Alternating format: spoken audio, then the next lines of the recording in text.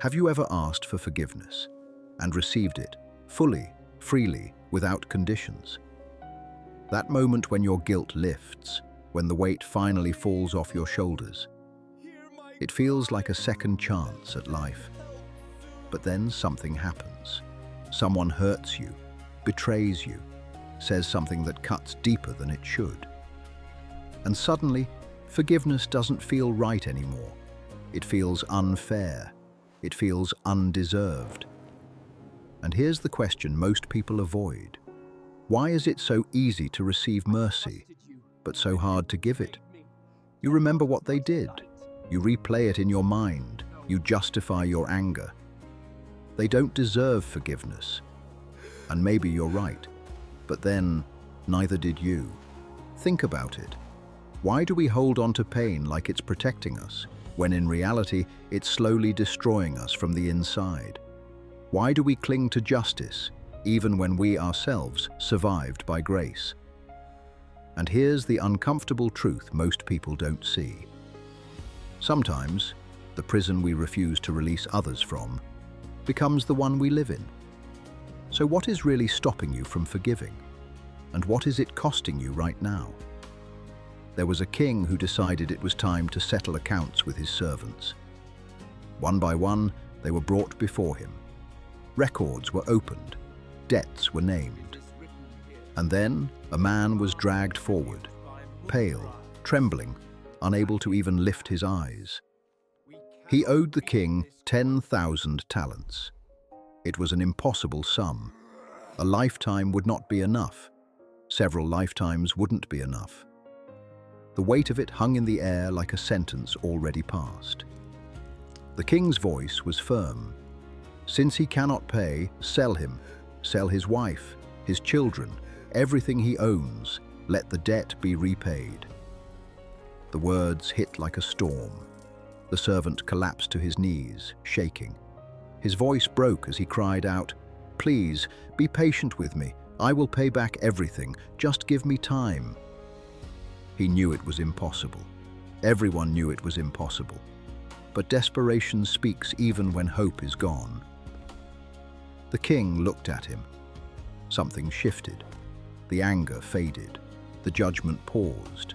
And in its place, something unexpected. Compassion.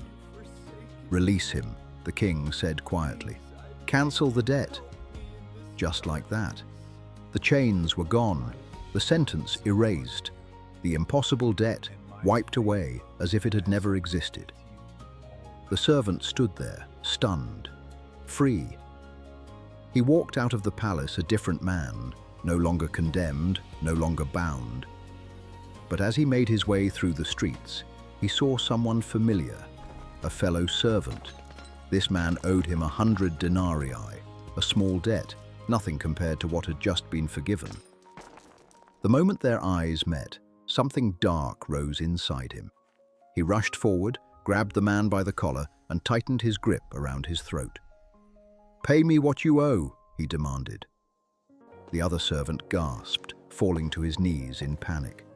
"Please, be patient with me," he begged.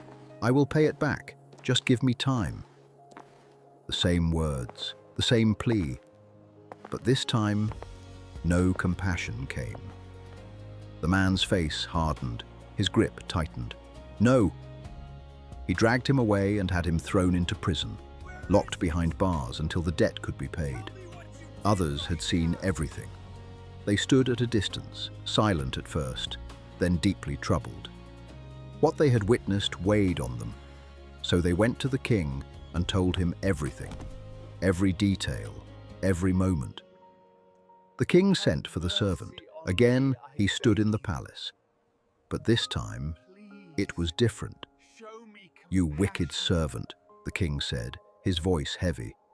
"I cancelled all your debt because you begged me. Shouldn't you have had mercy on your fellow servant, just as I had mercy on you?" The room felt colder. The servant had no answer. The king's compassion was gone. Justice returned. In anger, the king handed him over to the jailers, to be imprisoned until he should pay back all he owed. And this time, there was no release. the one who has received mercy must also show mercy. 1. The king and the impossible. Debt in the parable, Jesus describes a servant who owes an unpayable debt, 10,000 talents. Jesus shows that this represents the overwhelming weight of sin that no person can repay before God. He tells this to reveal how great God's mercy truly is when He chooses to forgive. In real life, this reflects how people often underestimate what they've been forgiven. We minimize our own failures, thinking they are not that bad, while still expecting grace. But inside, many carry guilt, shame, and brokenness they cannot fix on their own, just like the servant who had no way out. 2. The master's compassion. Jesus shows that the master cancels the entire debt, not because the servant could repay it, but because of compassion. This reveals God's nature. Mercy is not earned, it is given. Jesus is teaching that forgiveness begins with the heart of God, not the worthiness of the person. In life, this is hard to accept. People are used to earning everything: respect, success, approval. So when it comes to forgiveness, they struggle to believe it can be free. Many feel they must deserve it first. But deep down, this creates pressure, anxiety, and a constant feeling of not being enough. 3. The servant who received mercy. Jesus intentionally shows that the servant walks away completely free, his past erased, his burden gone. This moment is crucial. It shows that forgiveness is not partial, it is complete. The servant is no longer defined by his debt. But in real life, many people don't live like they are forgiven. They carry past mistakes, replay failures, and define themselves by what they've done wrong. Even after receiving grace, they struggle to internalize it. And this inner conflict often shapes how they treat others. Because what you don't fully accept, you can't fully give. 4. The small debt between servants. In the parable, Jesus contrasts the enormous debt with a very small one, 100 denarii. He intentionally shows the difference to highlight how insignificant the second debt is compared to the first. Jesus teaches that offenses between people, while real, are small in comparison to what God has already forgiven. In life, this is where the struggle begins. People magnify what others did to them. A word, a betrayal, a moment. It grows in their mind until it feels unforgivable. Even small hurts become heavy because they are repeated in thoughts.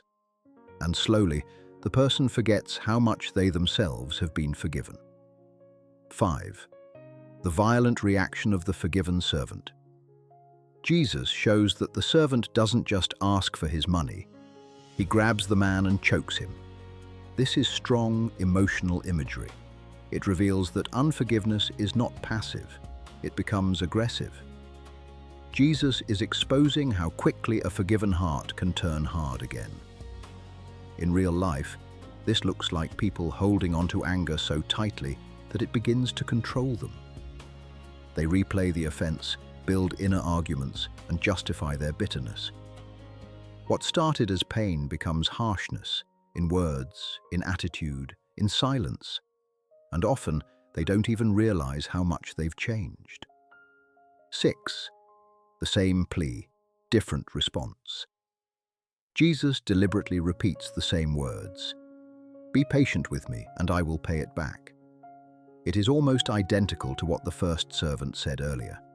This is not sluchino. Jesus shows the mirror.